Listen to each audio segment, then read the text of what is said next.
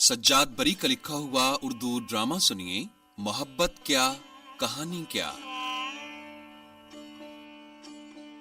तुम्हें कैसे बताएं हम, मोहब्बत और कहानी में कोई रिश्ता नहीं होता।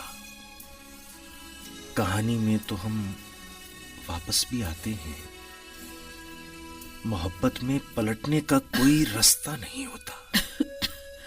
मुराद, क्या फिर कोई कहानी लिख रहे हो?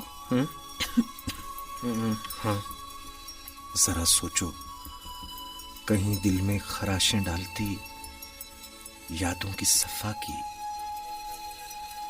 कहीं दामन से लिपटी है किसी भूली हुई साथ की नमना की, कहीं आंखों के खेमों में चरागे ख्वाब गुल करने की साजिश को हवा देती हुई रातों की चालाकी। मगर मैं बंदाए खाकी।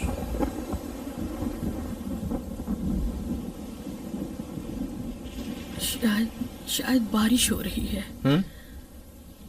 हाँ, कहानी शायद किसी खास तहरीक के मुंतजिर है और इसीलिए यहाँ आकर रुक गई है। और जब कहानी रुक जाए तो लगता है कि शायद जिंदगी रुक गई है। इसी सोच में मुसलसल कई सुबह शाम गुजर चुके हैं।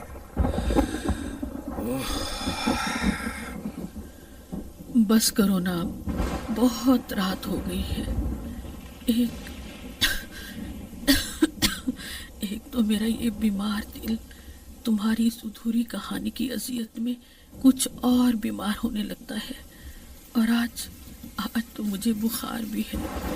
पूरे 2 हफ्ते हो गए हैं, चारपाई पर ऐसी गिरी हूँ कि उठ भी नहीं सकती। अच्छा, थर्मामीटर से देखता हूँ कि बुखार कितना है। हाँ, जरा देखो तो।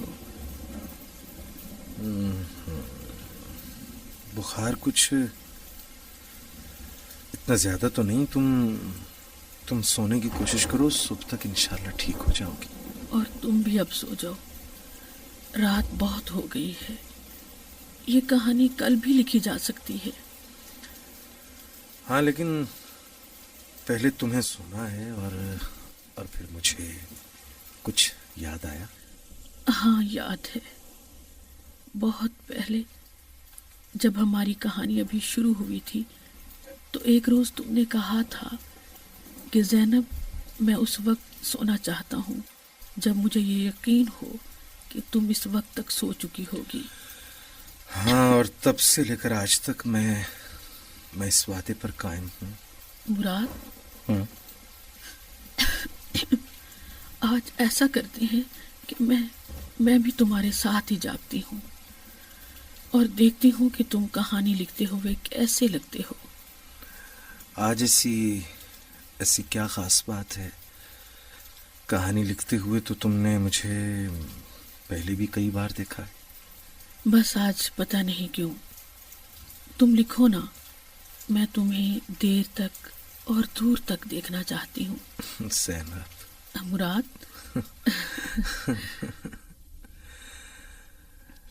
कहानी तो मौजूद है, लेकिन लिखने की तहरीक नहीं। दिमाग में कहानी की कटी फटी लहरें सरगोशियां कर रही हैं।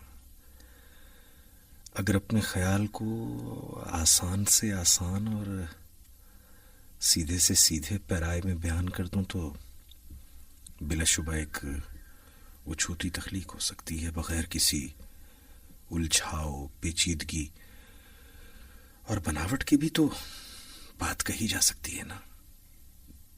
3 दिन हो गए आज, कुछ भी तो नहीं लिखा। वो भी तो दिन थे कि जब एक बार कलम उठा लेता तो हर्फ रोशनाई से मिलकर ख्यालात का एक जहान आबाद कर लेते थे। और ज़ैनब, हाँ, ज़ैनब भी तो एक कहानी ही लिखते हुए मिली थी ना।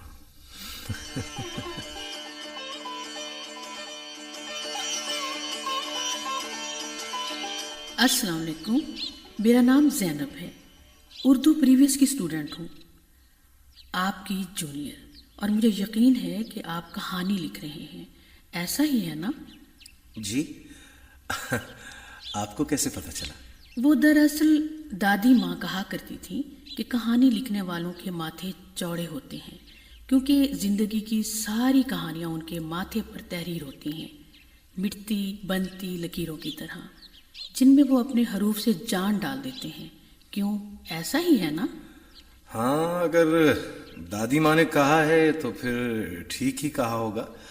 और क्या कहती जी दादी माँ? और दादी माँ ये भी कहती थी कि कहानी सुनने और कहानी पढ़ने वाला कहानी लिख भी रहा होता है, उसे अपने किरदारों के साथ जीना, रूठना और मान जाना बहुत अच्छा लगता है। अच्छा। और बस यही जिंदगी की कहानी है, जो कभी जमीन की खुशबू पहन लेती है तो कभी आसमान के रंग, है ना? हाँ ना।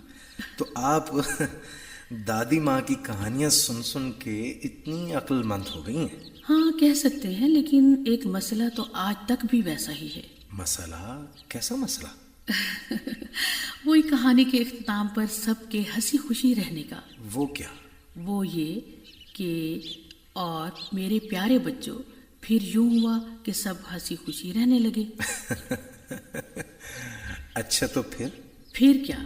फिर यही कि मैं दादी माँ से फौरन पूछ बैठती कि दादी माँ, आपकी हर कहानी के आखिर में ये सब हंसी खुशी कैसे रहने लगते हैं? और फिर दादी माँ चिढ़ के कहती कि एक तो तू सवाल बहुत करती है ना?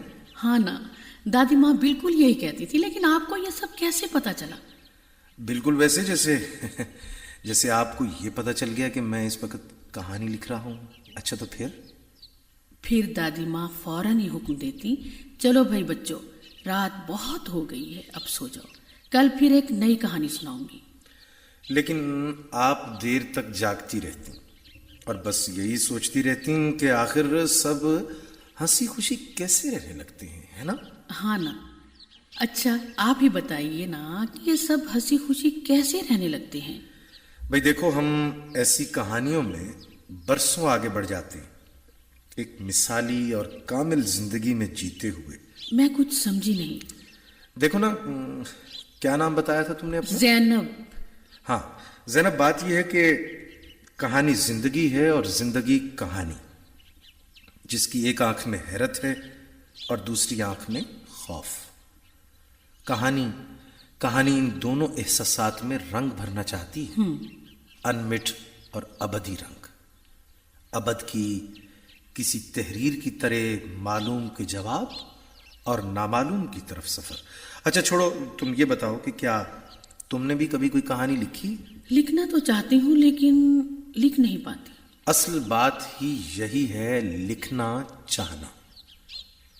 भाई तलब की शिद्दत में ही सारा भेद है। एक दफा ये भेद खुल गया तो समझो रिश्ता जुड़ गया।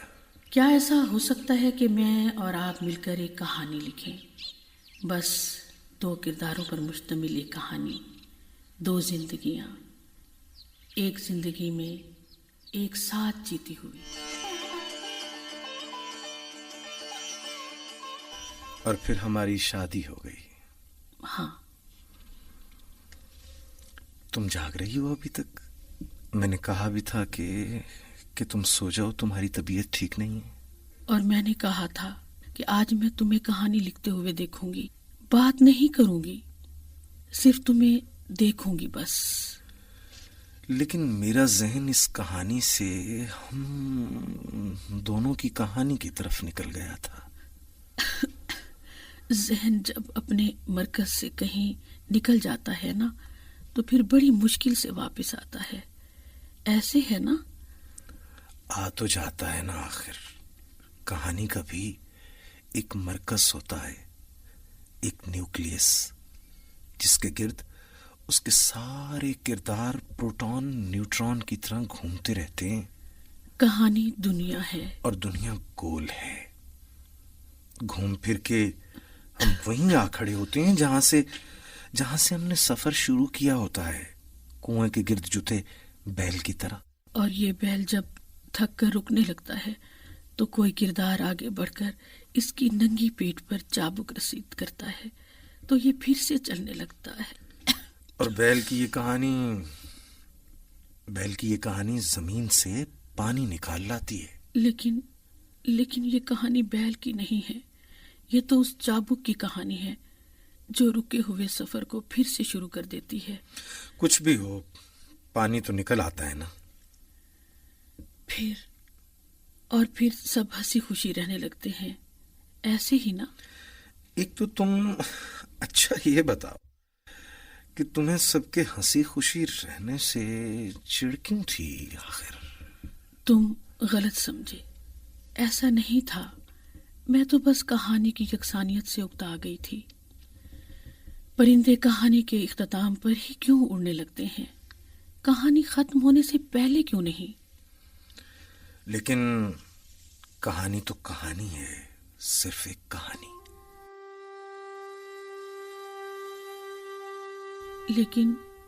لیکن کہانی زندگی بھی تو ہے، کہانی چاند بھی تو تھی نا، چاند میرا بچہ،